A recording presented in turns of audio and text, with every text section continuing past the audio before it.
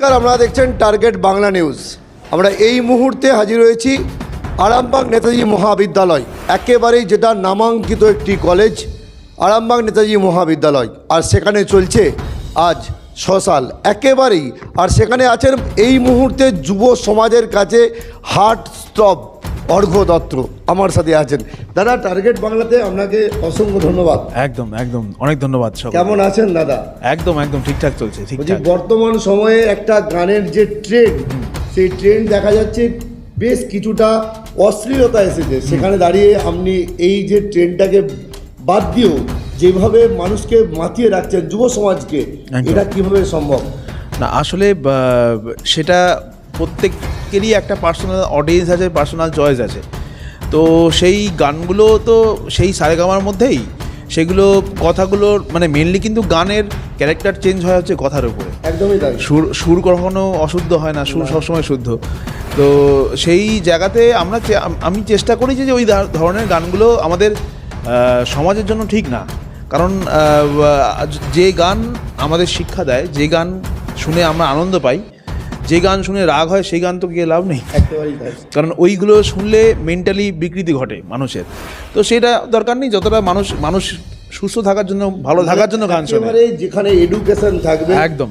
আমাদের সারা জীবনেতে একটা কষ্ট থাকে, রোমান্টিকতা থাকে, একদম। মানুষের জীবনে প্রচুর ভালো জিনিস আছে, সেগুলো নিয়ে গান হোক।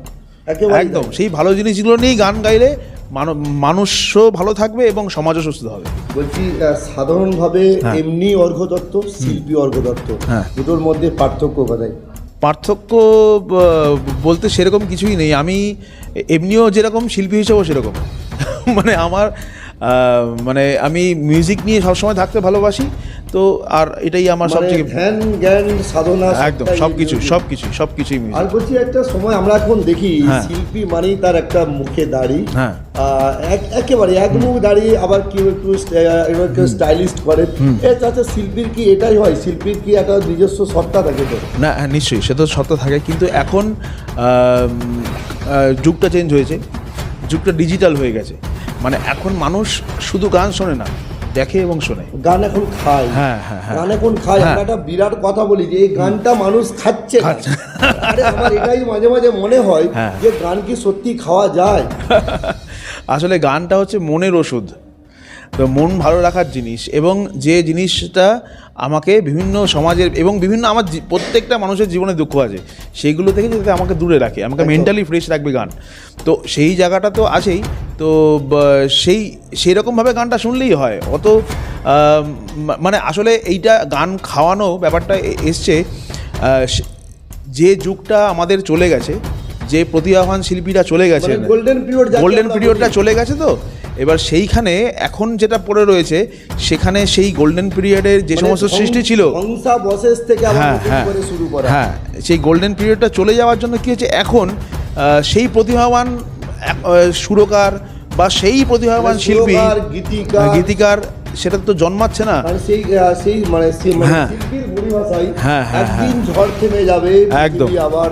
একদম সেই ঝড়টা অনেকটাই শান্ত হয়ে এসছে, এখন অনেক ভালো কাজ হচ্ছে। কিন্তু তবুও এখনও সেরকমভাবে আমরা আমাদের বাংলা গান বলতে যেটা বোঝাই, সেটা কিন্তু পুরোপুরি আমাদের বাংলা থেকে চলে গেছে বলতে। বাংলা গান, বাংলা নতুন গান মানুষের কানে এখন আর ভালো লাগে না। তো সেই জন্য সকলেই তো হিন্দিমুখী এবং অন্যান্য, শুধু হিন্দি বলবো না, সে ভোজপুরি হতে পারে, পাঞ্জাবি হতে পারে। শরীর যদি নড়ে তবেই গান। একদম শরীরকে নড়াতে হবে। একদম। কিন্তু এমনও প্রচুর অনুষ্ঠান আমরা করে থাকি যেখানে শুধুই বাংলা গান গাই। একদম। তো সেখানেও সেই মানুষও কিন্তু এখনও আছে যারা বাংলা গান শুনতে চায়, কিন্তু আমরা দিতে পারছি না। এটা আমাদের বাংলার সুরকার এবং বাংলার শিল্পীদের, এটা আমরা ফেল করছি। তো সেই জিনিসটা আমরা, কারণ হচ্ছে সেরকম কোনো বুকের পাটা নিয়ে প্রডিউসার জন্মায়নি যে একবার রিস্ক নিয়ে দেখি না কি হয়, একটু ভালো বাংলা গান বানাই না কি হয়। সবাই ভাবছে আমার ব্যবসাটাকে চলবে না, নেবে না, একদম ভালো গান মানুষ এখনো শোনে, কিন্তু সেই জায়গাটা আমাদেরই মানুষকে শোনাতে হবে, আমাদের দায়িত্ব একেবারেই। কারণ যখন পদ্মশ্রী মান্না দে বা হেমন্ত মুখোপাধ্যায় বা মানবেন্দ্র মুখোপাধ্যায় বলুন, যারাই ওই সময়কার যারা শিল্পী, তারা যখন গান বানিয়েছিল তখন কিন্তু এইটা আমার ভালো লাগে, এই গানটা আমার এরকমভাবেই শুরু করব, পথ হারাবো বলে এবার পথে নেমেছি, সেটা কোনো রকমভাবেই ডিস্কো প্যাটার্নে উনি করতে চায়নি। তখন কিন্তু অলরেডি তারপরে বাপি লাহিড়ী সেই ডিস্কো এসছে, ওই যুগ এসছে, কিন্তু তবুও বাংলা গানের কিন্তু একটা আলাদা ভালোবাসা ছিল, একটা আলাদা সাউন্ড ছিল, সেটা এখন পুরোপুরি আমাদের বাংলার মিউজিক এখন সাউথকে নকল করে হয়। বলছি এখন তো আমরা দেখি গান মানে বিভিন্ন ইনস্ট্রুমেন্ট, তৎকালীন সময়ে শুধু হারমোনিয়াম আর দিঘি তবলার উপরেই ভরসা। একদম একদম একদম, তখন আসলে গানটা মেন ছিল, মানে মানুষের মধ্যে মানুষ যেমন চাই তেমন পেত। একদম, মানুষকে ভালো রাখার জন্য গান ছিল, আর এখন মানুষকে অশান্তি দেওয়ার জন্য গান হয়ে গেছে। শরীর দোলাতে হবে, একদম একদম একদম। আমরা বিভিন্ন সময় আমরা দেখি যে বাথরুম সিঙ্গার হিসাবে বিভিন্ন মানুষ দেখি গুনগুন করে, এটা আমিও করি, হয়তো অর্ঘ্য দত্ত ছোটবেলাতেও করেছে, তো আজকে হয়তো অর্ঘ্য দত্ত অন্য জায়গায় পৌঁছেছে, সেটা অন্য কথা, কিন্তু এই যে বাথরুম সিঙ্গার তার মধ্যেও তো অনেক ট্যালেন্ট আছে, তারা মানে মেন ব্যাপার হচ্ছে চ্যালেঞ্জটা আমার তখনই চকচক করবে যখন আমি সেটাকে নিয়ে ঘষা মাজা করবো। ঘষা মাজাটাই হচ্ছে মেন, ওইটা যে যত ভালো করতে পারবে সে তত বেশি দিন টিকবে। একেবারে আমরা বিভিন্ন সময় দেখেছিলাম যে শ্যামল মিত্র যখন একটা গান করতেন যে হে বন্ধু বিদায়, এই যে গান, এইরকম গান আর পাচ্ছি না, সেটাই প্রবলেম হয়ে যাচ্ছে। হ্যাঁ, মানে আমাদের মেন ব্যাপারটাই হয়ে গেছে কি, মানে এটা অনেকে হয়তো শুনে ভাবতে পারেন আমি খুব ব্যাকডেটের মানুষ। মেন ব্যাপারটা হয়ে গেছে কি, আমাদের গানে আগে যখন কোনো একটা রোম্যান্টিক গান হতো তখন সেখানে ভাষাটাও সেরকম হতো, তুমি যে আমার, ওগো তুমি যে আমার। এখন হয়ে গেছে তুই যে আমার, তুই যে আমার।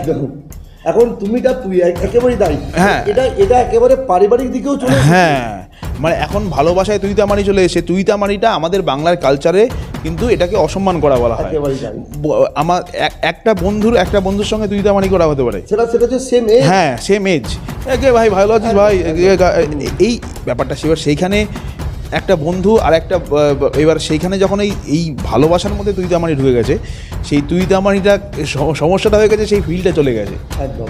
যে আগেকার দিনে রোম্যান্টিক গান শুনলে যে এখনও মনে হয় যে না, যে হয়তো তোমার এই জন্য, হয়তো তোর জন্য হয়ে গেছে এখন, মানে যেটা হয়েছে একে অপরের প্রতি ফিলিংসটাই নষ্ট হয়ে গেছে। সেই জন্য এখন ভালোবাসার থেকে বিচ্ছেদ বেশি হয়। একদম, হ্যাঁ একেবারে এখন তো অধিকাংশটাই মানে ডিভোর্স, এখন তো এটা একদম আচ্ছার ব্যাপার হয়ে গেছে। একদম একদম, সেই জিনিসটা আমরা দিতে পারছি না। আমাদের বাংলা সঙ্গীত জগৎ, আমাদের বাংলা মিউজিক ইন্ডাস্ট্রি, আমাদের যে টলিউড কিন্তু পুরোপুরি ধ্বংসের পথে চলে গেছে প্রায়। কারণ হচ্ছে নতুন বাংলা গান বলতে কিচ্ছু নেই, আর যেগুলো যাও বেরোচ্ছে ধ্বংসের পথে চলে গেছে। এটা তো একটা এখন তো পুরো টোটালি রাজনীতিকরণ হয়ে গেছে। হ্যাঁ হ্যাঁ, তো সেই কারণেই আজকে আমাদের এরকম অধঃপতন। একদম। এবার সেখানে আসলে মিউজিকের মধ্যে কোনো রাজনীতি থাকা উচিত না, কারণ মিউজিকের কোনো বিচ্ছেদ নেই, কোনো ধর্ম নেই। মিউজিক, আমি একটু আগে আস্তে আস্তে বলছিলাম যে শিল্পীর কোনো জাত হয় না, সে হিন্দু না, সে মুসলিম, সে বৌদ্ধ না, সে খ্রিস্টান, শিল্পী স্বাধীন, একদম শিল্পী স্বাধীন, শিল্পী সব জায়গায় আছে। কিন্তু প্রশ্ন হচ্ছে শিল্পীর শিল্প সত্তা কি আর আছে? শিল্পীর কি মেরুদণ্ড আছে? সেটাই এখন আমাদের মূল। সেটাই আসলে আমরা এমন কিছু মানুষদের, প্রত্যেকটা মানুষেরই একটা থাকে যে আমি এই মানুষটার কে অনুসরণ করবো, আইডল।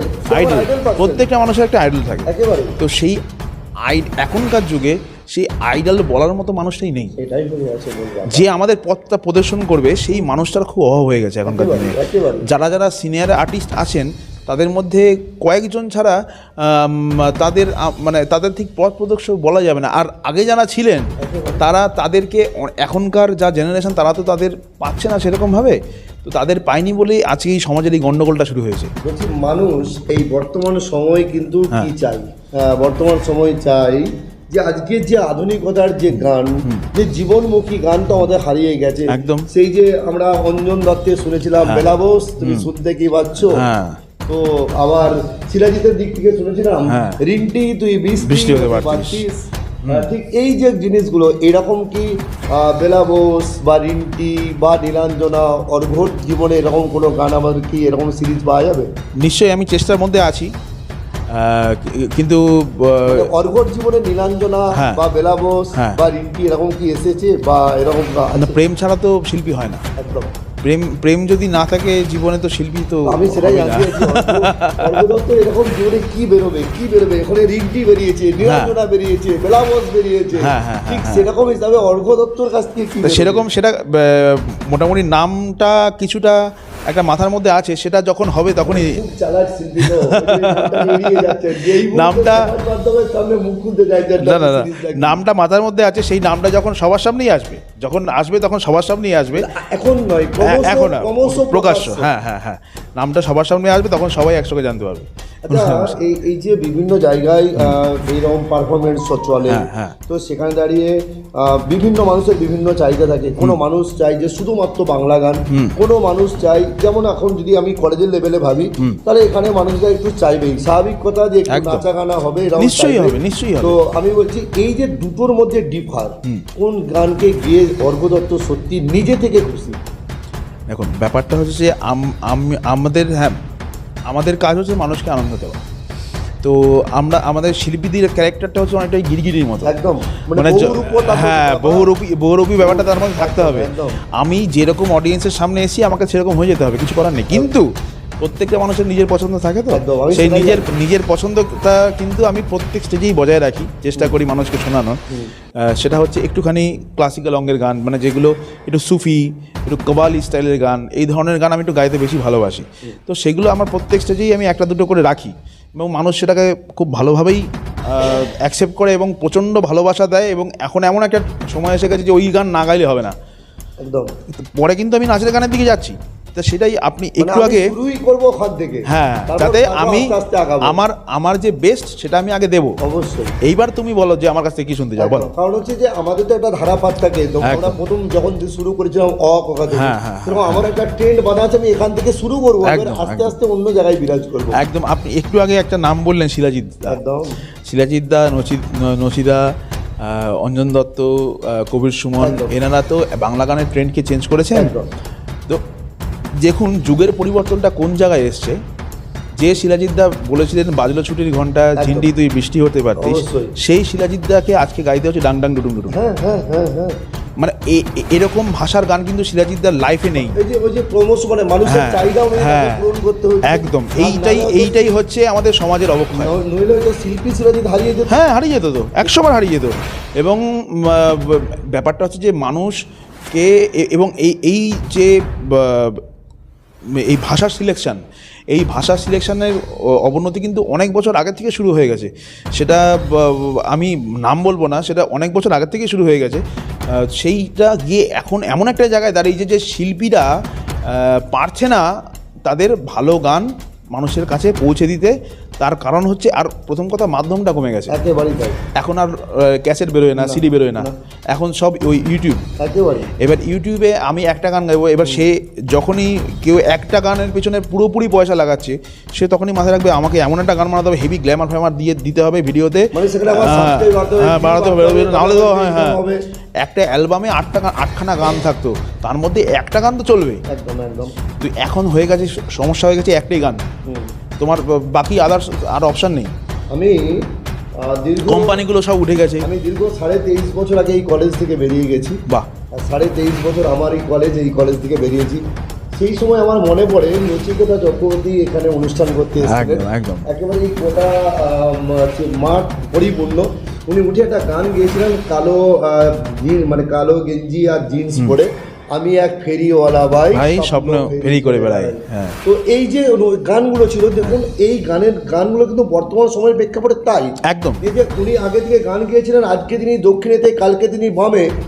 তো এই যে দেখুন, এই যে মেরুকরণের কথা উনি কিন্তু অনেকদিন আগে বলেছেন, আগেই বলে গেছেন, কিন্তু এখনো কিন্তু তাই ঘটছে। এখন তাই ঘটে যাচ্ছে। আমার এটাই প্রশ্ন যে বর্তমান সময়ে শিল্পীদের এই দূরদর্শিতা যেন অনেকটাই ভাটা পড়ে গেছে। তার কারণ হচ্ছে মানুষের এখন ধৈর্য কমে গেছে। একেবারেই তাই। কারণ নচিদা যে চিন্তাভাবনা নিয়ে গান লিখতেন, সেই চিন্তাভাবনা করার সময়টুকু এখন লিরিক্সের কাছে নেই।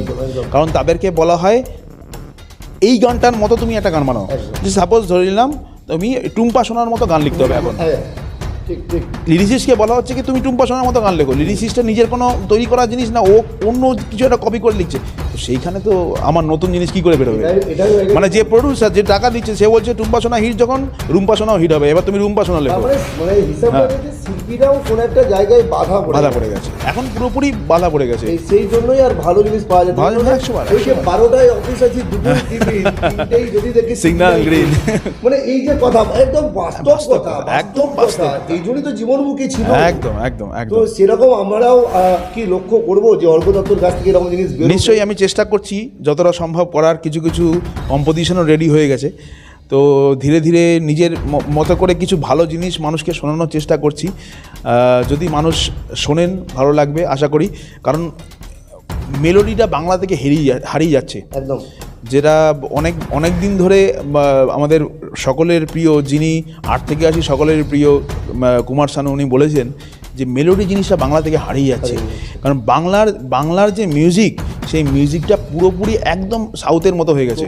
কিছুটা তো ইন্ডিয়ান আইডলের দৌলতে চলছে না, এখন হয়ে গেছে কি, এখন বাংলার মুভির যে গান, বাংলা সিনেমায় গান গাইলে শিল্পীটা হয়, একদম একদম প্লেব্যাক সিঙ্গারের গ্রুপটা আলাদা হয়ে গেছে, যারা এই রিয়েলিটি শো করে তাদের গ্রুপটা আলাদা হয়ে গেছে।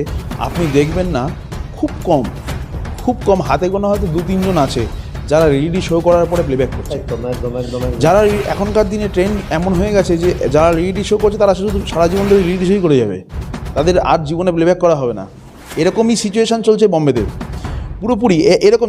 কারণ আপনি দেখুন রিয়েলিটি শোগুলো যদি দেখেন, যে আগের বছর সারেগামাপায় ছিল, সে পরের বছর ইন্ডিয়ান আইডলে আছে, সে এই বছর ইন্ডিয়ান আইডলে ছিল, সে একটা ভয়েসে চলে যাচ্ছে। মানে একই পার্টিসিপেন্ট ঘুরছে, ওদের লাইফটাই তাই হয়ে গেছে যে আমি সারা জীবন অন্যের গানই গাইবো আর আমাকে রিয়েলিটি শো করে যেতে হবে, নাহলে মানুষ ভুলে যাবে। নতুনভাবে কেউ উঠেও আসবে না না, এটা তো হয় না। এটাই হচ্ছে মূল ব্যাপার। ব্যাপারটা হচ্ছে যে অরিজিৎ সিং জীবনে একটাই রিয়েলিটি শো করেছিল, এবং সেটা করে যাওয়ার পরে সে মন দিয়েছে যে আমাকে চেনাতে হবে, আমার নামটা প্রতিষ্ঠিত করতে হবে। সেই জন্য অরিজিৎ সিং এর জায়গায় এসেছে। অবশ্যই অরিজিৎ সিং যদি এখন রিয়েলিটি শোই করে যেত, তাহলে অরিজিৎ সিং আর, কিন্তু সেটা কতজন অরিজিৎ সিং আছে, ওটাই, 1-2জনই পাওয়া যাবে। একদম একদম। সেই একেবারে আমি শেষ করবো, একেবারে শেষ করবো। আমি আরো একবার জানার চেষ্টা করবো যে নীলাঞ্জনা, রিন্টি, বেলা বোস, অর্ঘ্য দত্তকে ওই তো বললাম, আর কিছুদিন বাদেই সবাই জেনে যাবে। না, আমি গানের মাধ্যমে জানাবো সবাইকে, গানের মাধ্যমেই জানাবো গানের মাধ্যমেই জানাবো। তো ওনাকেই বলবো যে যদি ওনার জীবনের সব থেকে ওনার ভালো লাগা, ওনার জীবনের ওনার ভালো লাগা গান যদি দুকলি আমাদের শোনান দাদা। হ্যাঁ, এই বোনটা। আচ্ছা ঠিক আছে আচ্ছা ঠিক আছে। আপনি যখন নচিদার কথা বললেন, আমি নচিদার নচিদার লেখার এবং সুরের মানে আমি ডাইহার্ট ফ্যান একদম। ওনারই গাওয়া একটু শোনাই। একটা সময় নচিকেতা বা প্রত্যেকটা আমাদেরও জীবনের সব ছিলেন। তুমি আসবে বলেই আকাশ মেঘলা, বৃষ্টি এখনো হয়নি। তুমি আসবে বলেই চৌরাস্তার পুলিশটা ঘুষ খায়নি। তুমি আসবে বলে। আর একেবারেই ধন্যবাদ দাদা, ভালো থাকবেন। থ্যাংক ইউ ধন্যবাদ।